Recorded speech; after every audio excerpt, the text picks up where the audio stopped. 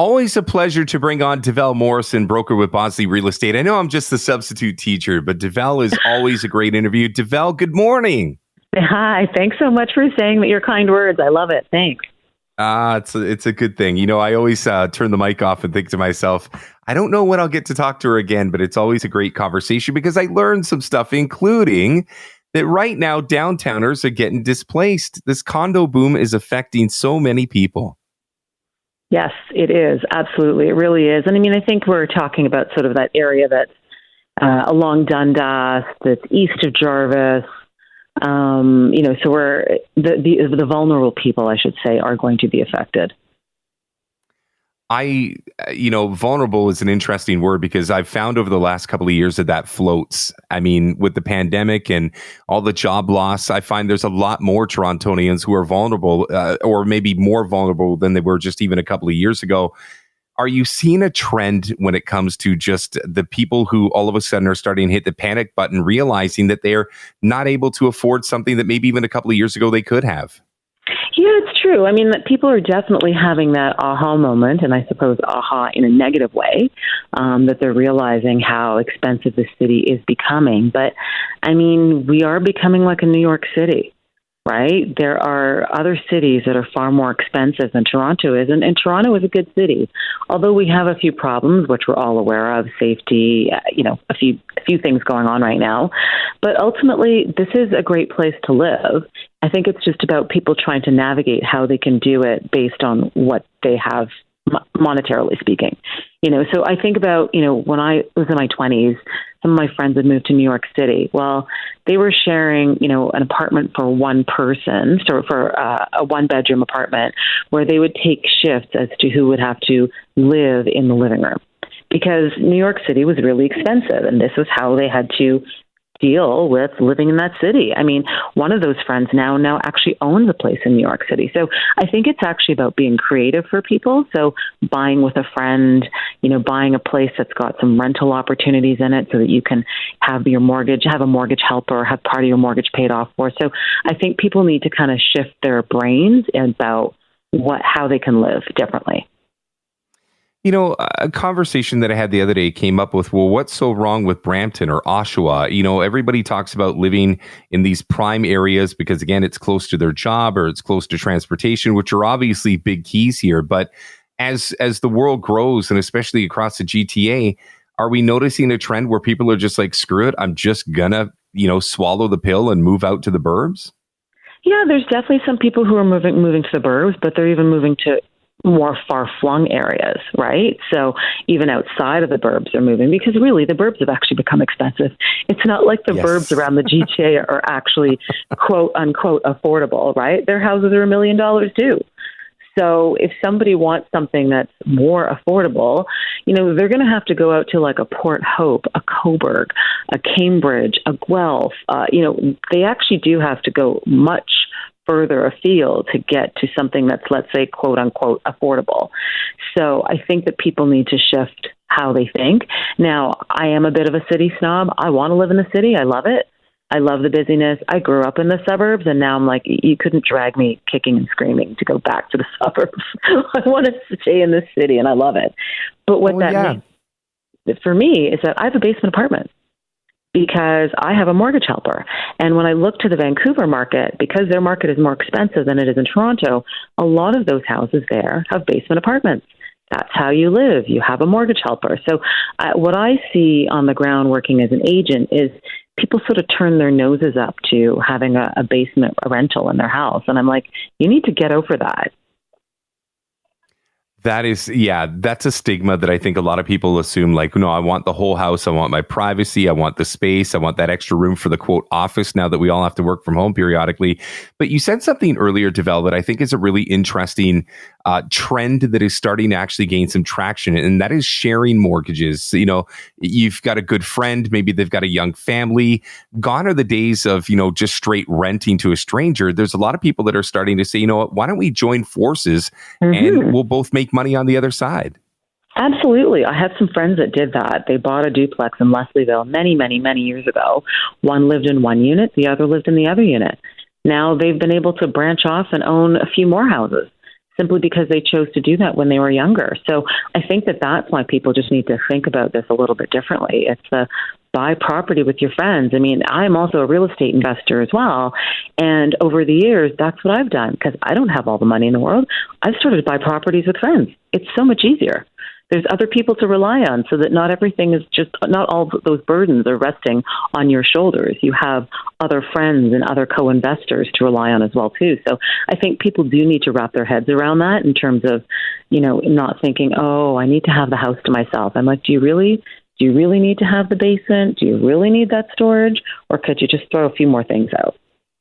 What's one of the biggest challenges as a real estate agent? Is it a client that maybe overvalues their property and you've got to kind of talk some sense into them? Or is it, the fluctuating markets when it comes to the Bank of Canada? What are the big concerns right now? Well, I would say that, the biggest challenge I see when I'm working with buying clients is everybody has champagne taste on a beer budget. Yes. And so what that means is that it doesn't matter what your budget is, whether your budget is $600,000, $800,000, $1 million, $2 million, or $3 million. Everybody wants the next level up without actually having to fork out the money to get to the next level up. So I always say to clients, I need you to like what's actually in your budget. I don't want you to like what's outside of your budget. So I would say regardless of budget, everybody seems to have that same challenge. But there is also the challenge with some sellers where they think that their property is a castle and it's amazing. And buyers don't see it that way. I always say buyers are quite savvy. They know how much they should be paying for a property and they're not willing to overpay.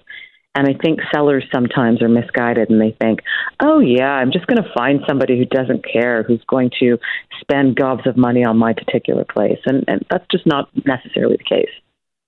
I have a friend who's a real estate agent. She says one of the things that really hampers her efforts sometimes are those TV shows out there that really, your grown probably says it all. She says, the biggest challenge that she faces is sometimes she'll see, Love It or Listed or what have you. And then these clients take that television editing and assume that just happens in the real world. Yeah, I mean, it's funny. So, don't even get me started about Selling Sunset. I can't even watch it. It's like nails on a chalkboard to me. But that being said, we all love watching House Hunters International, but it's going to take more than 3 tries to find your go-to place. And, here's a spoiler alert for anybody who watches House Hunters International. Every single person participating in that show has actually already bought their place. And so when you watch the show, they're actually acting. They've found 2 other places to look at, but they've actually pre-bought whatever it is that they're buying. So sorry for that spoiler alert. And even with Love It or Listed, I'm going to go with all the spoiler alerts today. Love it. When you watch a program like that, chances are that person just really wanted a renovation done on their house. They weren't really looking to sell. And so at the back end of the show makes up that they're loving it or list it, but it's literally all made up. Chances are that person is actually just staying in their home and they just wanted a house renovation. And, some of the conflict that you see in the show is really dramatized. It's not real. So I think it's about watching TV with a bit of a grain of salt. Now, if we talk about $1 Million Listing, whether it's New York or LA, I love both of those shows. But again, that's not real. I don't do offers verbally the way that they do on TV. It's got to be written down, signed, then it's given to the other party. The negotiating that they do on $1 Million Listing, not real at all. And, these shows make being a real estate agent look like it's glamorous, and they totally negate that there's a grind. Most of us are working 80-hour weeks. We're working 12 hours a day to get our jobs done. And people don't see that. They see the money and they're just like, they're making too much money. But, 50% of real estate agents literally make zero. Most agents are doing less than 10 deals. It's not as easy as people think. That might be the best answer you've ever given me. in all the times that I have had conversations with you, because it's true. There's this expectation, and working in the news, sometimes you're always looking for the sharp, pointy, stick that gets you ratings and gets you opportunities to converse with the people that are listening. But the reality is it's a grind across the board. So I think expectation is key, and information is also key as well. So the fact that you were opening up about that is great. I love having that kind of conversation. I didn't know that all of that stuff was pre-done. So, somewhere there's a TV producer that's like, oh no, she didn't. But at the end of the day, it had to be said. So, it's good. People driving around need to know what the real elements to this are when it comes to buying a property. Devel, before I let you go, very quickly, give me some optimism. Give me something that you're seeing in the market right now that's a positive, that I can hang my hat on, that even though it's a Tuesday and it's a grind, brighter days are ahead. Brighter days are ahead in the fall because I believe we will see a lot more supply on the market. So if you're a buyer who's out there looking for the right property, hopefully that comes up for you in the fall when we are sure to see a lot more supply on the market. How's that for positivity? Ahead of the